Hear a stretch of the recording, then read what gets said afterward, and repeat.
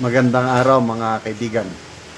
Bigyan natin ngayon ng reaction, opinion, itong article sa politico.com.ph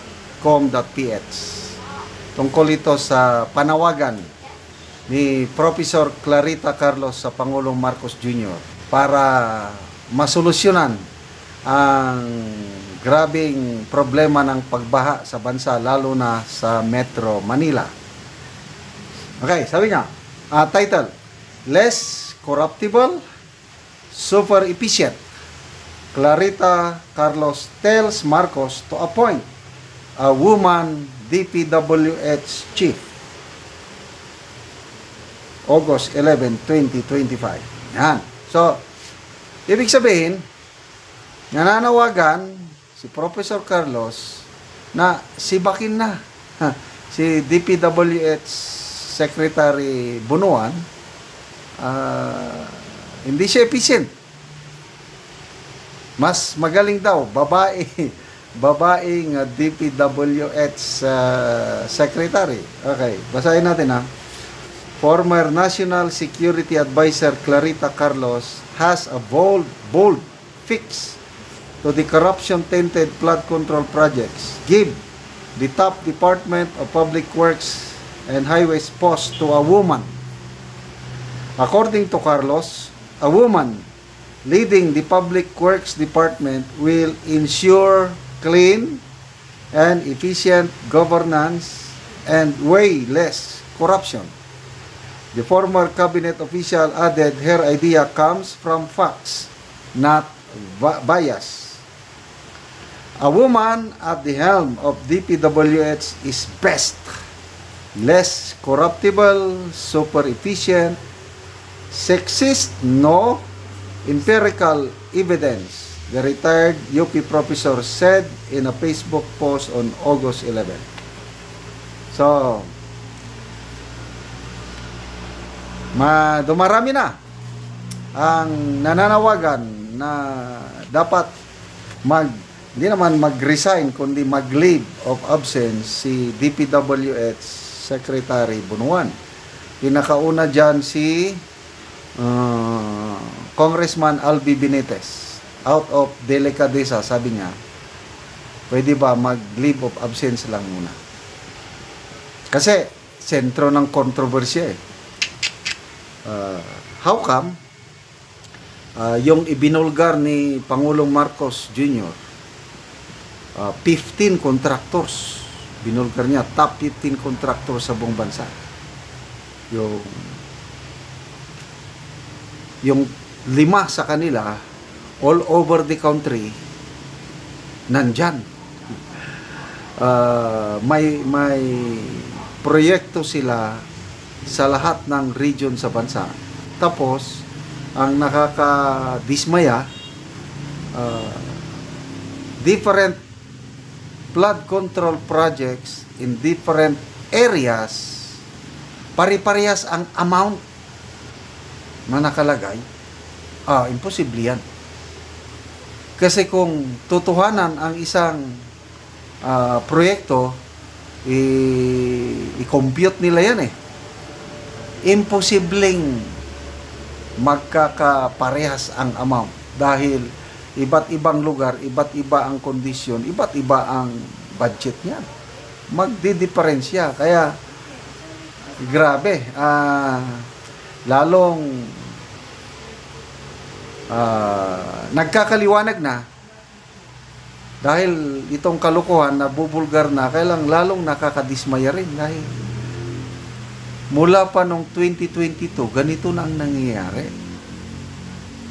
So sayang ba yung 3 years, 23, 24, 25, ilang sabi ni Senator Lacson, halos aabot na ng 2 trillion pesos ang pondo na inilalaan sa mga flood control projects. Tumataas ang pondo na nagagastos sa flood control. Ang baha naman pataas din ng pataas, pagrabi ng pagrabi. Di ba dapat kung dumarami ang pundong na nailalaan sa flood control, ang bahasa na pababa, pa ganun. Parehas na tumataas eh. So, dito kay Professor Carlos, I don't know, dahil nga academician siya, evidence, to me, I do not agree. Hindi mo makukuha dyan, babae man o lalaki. It depends sa puso at malasakit ng isang government official. In this matter, yung DPWH. Kahit lalaki pa yan o babae, basta, number one, may takot sa Diyos. Yan ang number one ano. Kasi, kung may takot ka sa Diyos, matakot kang gagawa ng masama kasi nakikita ng Diyos yung ginagawa mong kalukuhan. Number one, yung takot sa Diyos. Number two, yung hindi siya greedy. Kasi kung greedy ka, babae ka man o lalaki, ay talagang magkamal ka talaga ng pera yan. So, to me, opinion lang ito ni Professor Carlos. I do not buy her idea. Malabo. Sino ba? Kung ang kahit example, si Senator Lacson, gawin mo siyang DPWH Secretary, niyan, maniniwala pa ako. Kasi nga, napatunayan na ni Senator Lacson yung leadership niya. Management naman lang kailangan yan eh. Management at saka yung puso mo talaga na ayaw mong mangurakot. To me, kung may opisyal sa gobyerno na anti-corruption Cesar o anti-corruption advocate, dalawa lang ang nakikita ko.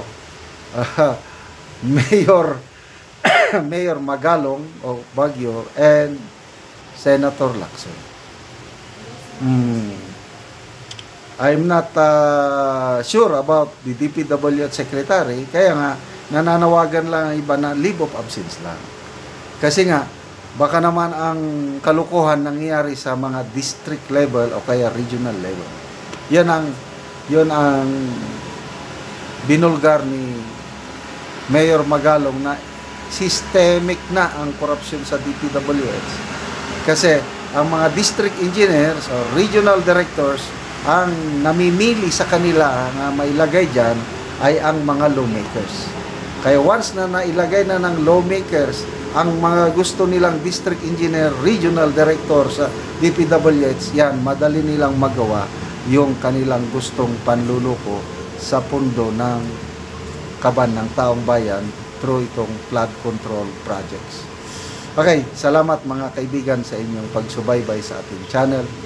Nakakatulong kayo ng maigi sa Tribong Talandig ng Bukidnon dahil ang income natin sa channel na ito is pantulong natin sa tribo. Namimigay tayo ngayon ng libreng yero at pako para makapagpatayo sila ng mas maayos na tirahan. Panoorin niyo ang video na ito. Muna niyang natagaan na mo yero. So mag-atop na ni karon. Salamat yo, maka-atop na gyud ni karon.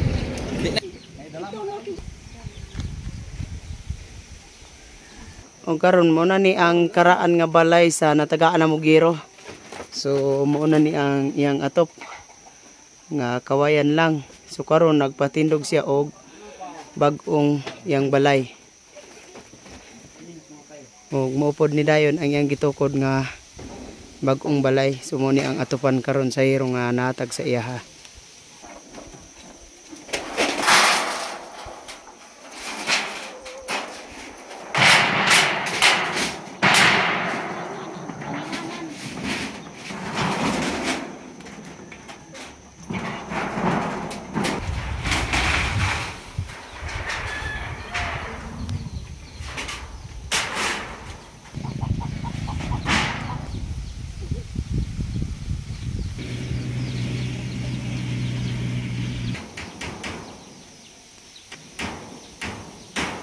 Karon naman ni gini kuya sa pag-atop, so maayo na gid nga tan-aw ang iyang balay. Salamat sa Ginoo kay naa siya gigamit nga tawo nga mo'y maghatag og sin, og salamat pod sa nag-sponsor og sin Kay matarong na gyud among abuhan ani kay ang among atop sa abuhan kawan ra gyud kawayan. Gaulan na naman. Salamat gyud kaayo sa nagatag og sin. Pila na day ka tuig ya ang imong abuhan nga kawayan lang? Murag 5 na ka tuig. o 5 ga ilis-ilisan ra ba kay di ta pag-afford og sin. Oo. Karon kay naa may nagatag og sin. Salamat kaayo. Oo, salamat kayo ya. Makita nato nga naa na gyud ang sin. Oo. Salamat kayo ya. Okay, salamat.